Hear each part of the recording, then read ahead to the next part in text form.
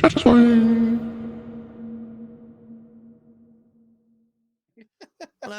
The last time you were on the show, it was July last year. It's now May, so that's nearly a year. Almost a year, yeah. Yeah. So what have you been up to in that time, Sukonami? Well, let me think. So I started off obviously. You said it was July last year. July last year. I know, it's hard to believe. Middle of summer. Middle of summer. So I would have still been at my job. So I left my job. It would have been not May. Sorry, it would have been March this year. So I've been away from KK for almost 2 months now, or so.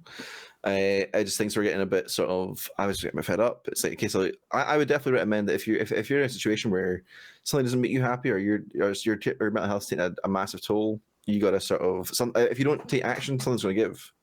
So I decided like, yeah, this isn't for me anymore. I left and I picked up full-time streaming because obviously I was streaming like the last little while just as a hobby anyway. So it's like, well, I might as well fill my days with something. And I've loved every moment of it so far. It's been a blast. It's a case of I have a lot more time. I can do it for a lot longer. I'm seeing people pretty much every single day, bar like a couple of days a week, and it's just sort of it's really fun and really sort of rewarding to be able to like catch up with friends and actually spend time with people that you would normally, oh yeah, I'm working, so I can't see you. Oh, I have to work tomorrow. Like, oh, we can hang out for a little bit, but I have to like, I'm going away. Or just a case of like you're just trying to like stream yourself, and it's like you can't find the time because you'll know what it's like with having the schedule. Yes. It's like, oh, I'll stream this. I'll stream this week. Oh no, actually, I'm on late. Never mind. I guess I'm not streaming. So it's like that was the problem, especially with the work hours I was doing. It's a set week. I was living pretty much around work compared to like working and then having my week. It was like if I had a rota, if I don't have a rota in 1 week, then I don't know if I can make plans that week because I don't know when I'm working. So took a little holiday as well. Went into England. I was down year end. It was a good time. met some friends that I met through Twitch, which was a really weird experience. You meet friends that you've always known online, and to actually be in the same room as them, it's a bit surreal. To be fair, the first time I met Mellar, the only time I met Mellar, he took me to a graveyard, so that was a good experience. That's what I do to everyone. Yeah, just follow me here. Is that actually what happens? Yeah, but it's honestly it's a nice place to walk. It's very quiet. It's quite beautiful. Lovely. Well, of course it's quiet. No, it's like silent as the grave, right? Like something out of Silent Hill almost. It was great, It's all flooded. It's like you see this one. That's you. If you turn your back on me, that's where you go. That's it. I did buy something that I think that you quite like when I was there in England. Yeah. And it's up here. It's up here actually. As a man who you've played the Legend of Zelda games. Yes. I'm going through Breath of the Wild for the first time myself. But I really wish I could watch this. I don't know if you've seen this or not. That I've picked this up, but it's a super cool. Like I got it from. It was Mankind I got this from, and it's obviously you can't really wear it, but you can hang it on the wall. It's glitter piece, so it's got a little stand and everything. But it's super nice. It's super it's bright and colorful, and it gives you the sort of. I guess honestly, I'm obviously getting into sort of Zelda, and I want to sort of enjoy the other games at some point. So it's kind of like a nice little. Sort of not an homage, but it's sort of a nice little trinket to have as a part of like, this is a series I actually started to enjoy. I want to have something from it. There it is, I think that's very cool. But yeah, the nerd inside me is very jealous. You've got that. That's amazing. You can have this you can have it if you want, but it costs you a pretty penny to get it. That was no, I bet. I can't imagine my wife would be very happy with that up on the wall. What do you mean we've not got a lofting version? Oh, I bought a Majora's Mask instead. So I thought it was more important. The nerdiest thing that I've got is my sister actually cross-stitched. It's the Hogwarts crest. It's massive. Oh. It's honestly it's really big. It's on the wall just at the top of the stairs. It's honestly it's amazing. All right, okay. It took her months. It's so cool. It's definitely that is pretty neat. To be fair, that sounds super cool. And I love it. It's such a nerd. I like nerding out though. Nerding out is fun, isn't it? I think there's nothing better than just sitting down and being like, you see something that someone has, and it's like, yeah, I didn't know you liked that, and then you sort of go into a whole sort of tangent of just talking about stuff, and you discover a lot about people that way, because you sort of find out, it's like, oh, I have this in common with someone, and then you realize you're a giant nerd for it. It's like, oh, it's fantastic, you know? Yeah, absolutely, absolutely. No, because I've been back into the office. I've not been around as much. I want to know a little bit about your Breath of the Wild playthrough, because I wish I could be watching Okay, that. so you've played it before, no? I'm playing it on stream You play as it we on- speak. you're play- you play it Well, on stream, not okay, right cool. now, but Yeah, I thought it was a podcast. It's sitting there playing it. It sounds great. I started before I went down to England. That would have been about a month ago or so. I've already put about 60 to 75 hours into it. Yeah. I picked up the. If you haven't picked up the DLC, the DLC is apparently worth it. I haven't done the DLCs. I haven't got those yet. So I've yet to do DLC stuff, but there is like you get a whole bunch of side quests. There's like the Champion's Ballad or whatever that is. You supposed to do after you do all the beasts, and then there's like the Child of the Sword, which is the Master Sword stuff. But I've been sort of taking my time with it and really enjoying it, pretty being slow about it. Good. It's really fun. It's like, and the world's so expansive to the point where you're sort of like you want to see everything. Like I remember the first couple of streams I did, it was a case of we went around the map. We did sort of the whole Ubisoft thing where you go around and get all the towers and sort of get them all unlocked. So you got the whole map. So I did that. Was the first sort of thing I did. And then I was like, you know what? I want some lore to this game. So I went around and I did all the memories after that. Nice. So I got all them. I did everything without a guide. But I've been trying to like avoid spoilers, avoid sort of any help that I need. It is. I will tell you a little tip, streamer to streamer. People do not care. People do not give a single F about you saying no backseating. People want you to play the game the way that they want you to play the game. That's actually one of the reasons why. It is unfortunate. Yeah, that's one of the reasons why I very particularly my first playthrough I did on my own, because I was like, because it's Zelda, it's like it's a bit of a personal experience anyway. You want to enjoy it, exactly. Yeah, and I was like, if I get spoiled for something, it's you can only play a game for the first time once. Trust me, I know. I know that feeling very. There's a lot to play. That's the thing, but it's also a case of like when a game is as long as Zelda, as long as Breath of the Wild. I think it's the same thing with like Witcher and anything like that. You sort of have the problem of it's such a long game. People don't really want you to spoil your first experience of it. But then there's some people that just don't care and they're like, yeah, you need to do this because it's cool. Oh, I think I really enjoy this, so you should do it too. And it's like, last I checked, I was the one holding the controller, and I'm going to play the game the way I want to play it. Like if you want to tell me how to play the game, that's fair enough. But I'm going to try and pretty much I'm going to try and be nice to you, but not take what you're saying on board. You know. Yeah, absolutely. It's difficult on the other side of things. Like I've modded for a streamer that was doing things for the first time. He was someone that sort of normally got between 40 and sort of 80 views quite regularly, and it was just a nightmare. We did things like Dark Souls and Undertale. Can you imagine trying to stop backseating on Undertale? All the 12-year-old kids being like, "Here, Undertale, wow, Sans." Yeah, I love Sans. Do the default dance. Yeah, Sans. it was an absolute nightmare. So I feel you there, having to deal with that. But it's fun to experience for the first time on stream as well. No, it is a pain, but it's like I'm enjoying the game no matter what. I'm getting quite close to the end of it. Like it's a case like I've done 3 of the beasts, but as far as I'm aware, it's like you do all 4 beasts and you take on Ganon. Well, there's nothing much more than that. But with the DLC, I've got some added on stuff. Like I've got to do like the Champion's Ballad stuff. I've got the Child of the Swords. The DLC itself also adds like how say you get DLC items, they're normally just dropped into your inventory or whatever. Breath of the Wild is this beautiful thing of like giving you quests to go and find them, and it's such a nice thing to do instead of being like it's dropped into your inventory. It's like a lovely sort of treasure map, sort of there's a riddle. Off you go to find try this tree. Now I look where this goes and do that. And the next thing it's like, by the time it's a great experience because like Majora's Mask's there's a whole bunch of other stuff. Like, you got the Tingle armor. Tingle armor. Your dress is Tingle pretty much, but that's it. Yeah. It's a really good time, and I will be sad when it's over. Yeah. But it does also make me want to play the other ones as well. I've got Wind Waker, and my first one was Link to the Past, which I found was very not really beginner friendly. I feel like there's a lot of like it doesn't really hold your hand and tell you where to go. But Breath of the Wild is very much like a game where it's like it tells you, there's waypoints everywhere.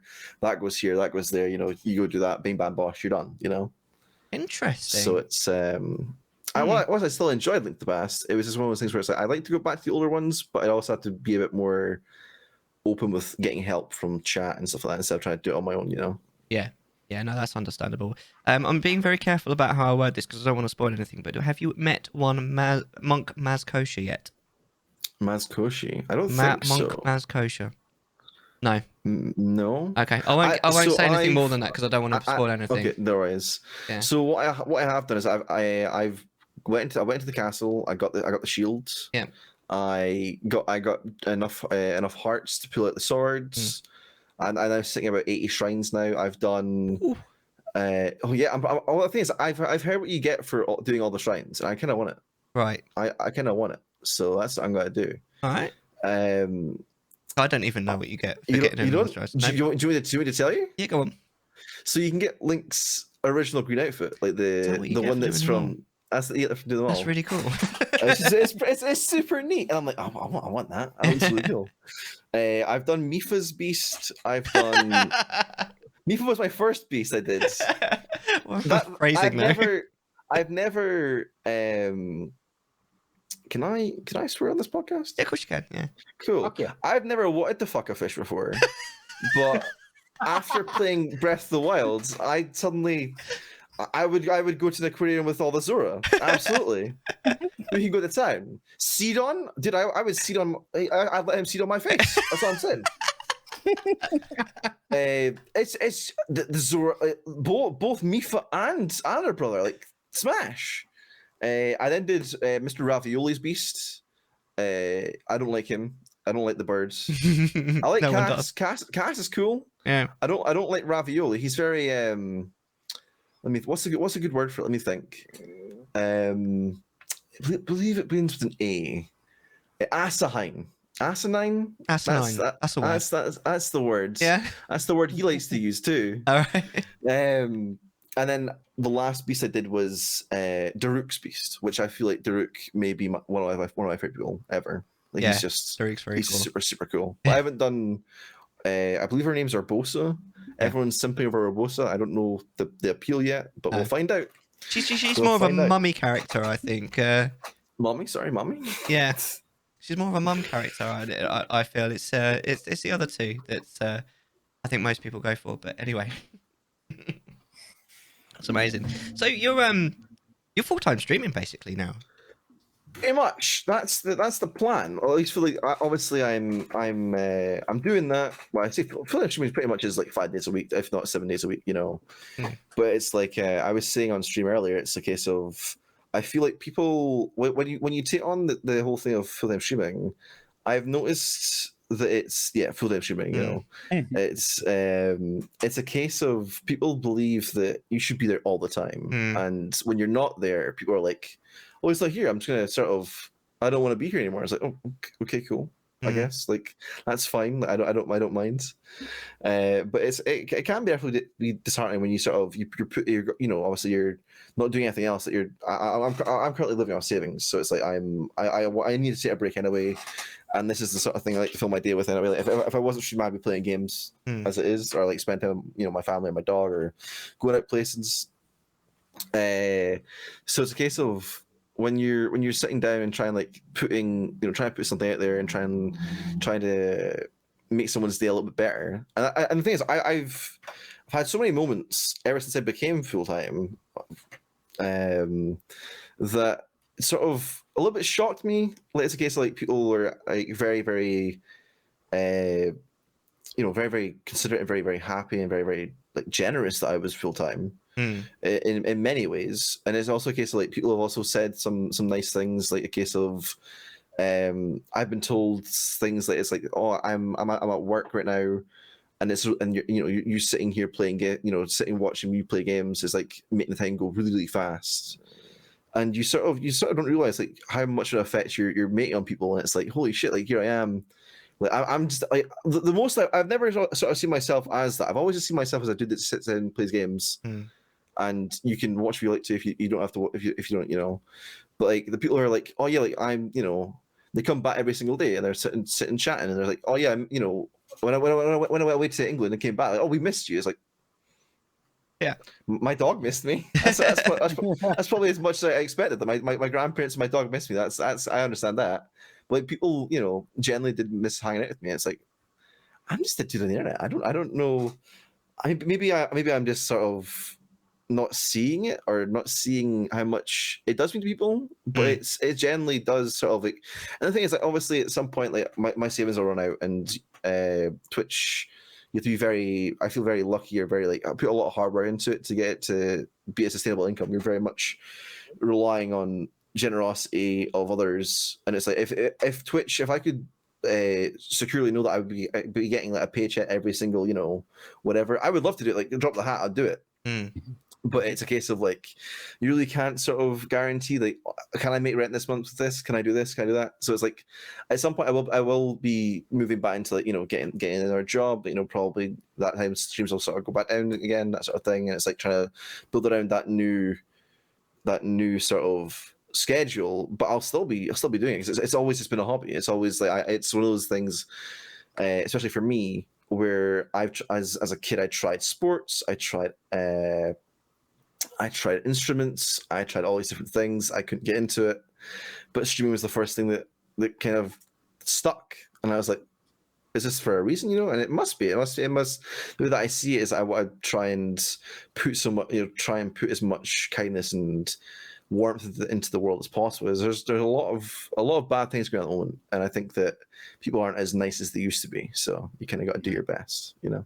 very interesting. Very interesting. And you said something there about how people expect you to always be there. So do you think that because you sort of, because I personally, I think that anybody that basically doesn't have a job who streams regularly is basically a full-time streamer, right? Pretty much. But some people sort of say that in order to be a full-time streamer, you basically have to put full-time hours in, which I feel like is kind of just a bit much. Because I get what you mean. It's like a case like at the end of the day, you're sitting down like. Obviously, I mean, you work in an office as anyway, so you'll be sitting down and doing stuff anyway. Yeah. But it's a lot different environment. Like you don't sort of. I guess people don't sort of. You'll sort of see it in Solo Hippo. It's very. You don't know how much it takes out of you until you're sort of like, okay, cool, I'm going to see you later. Like, bye. Like, we're going to raid this person, whatever. You turn off the camera, you're ready to raid someone, and you just it hits you. It's like I'm exhausted. Yes, exactly. Like, I am sitting here. I am just. I need food. I need to lie down. Like I'm done, sort of thing. But yeah, because initially you feel like you can go on for hours and hours and hours. Yeah, but as soon as you press that button, it just completely waves. I think it's adrenaline, or like there's just like you're in a cycle sort of thing. But as soon as you do that, you're gone. It's like that's me done. I'm done for the night, boys. Yeah. And I definitely see that's the thing. Like, I definitely see that I'm definitely putting more time into it, and definitely doing longer streams. But it's also a case of when you eventually run out of games. Eventually, well, I say eventually run out of games. I'll never run out of games. Eventually, you sort of you come to the end of the game. You're like, what am I going to play next? What do I do next? Like, that's a problem I have as a variety streamer, and you may have the same thing as well. It's like I've spent. It's the problem with Zelda. I'll finish Zelda, and I've just put the last 100 hours or so into this game. What's gonna? This isn't like. And I start playing something else. It's like this isn't Breath of the Wild. This isn't giving me the same thing. Yeah, the same sort of the same thing. Which is the problem I have with Horizon, which you quite liked. You quite enjoyed Horizon, didn't you? I liked the story. I didn't like the gameplay. Yeah, it was the gameplay. It was both of them for me that I don't enjoy. You liked the gameplay. You liked the story, but I couldn't really get connected to Aloy. I didn't find it. It was like I don't know if I can do this. But I knew plenty of people who loved that game, but I was like, just couldn't do it. I found Aloy like she was so sarcastic that I kind of identified with her quite quickly. I don't know if you're just not. Are you not a particularly sarcastic guy? It's not. I wouldn't say I'm not sarcastic. It's that I think I became one of those people that sort of try to. Maybe I'm more of a yes person.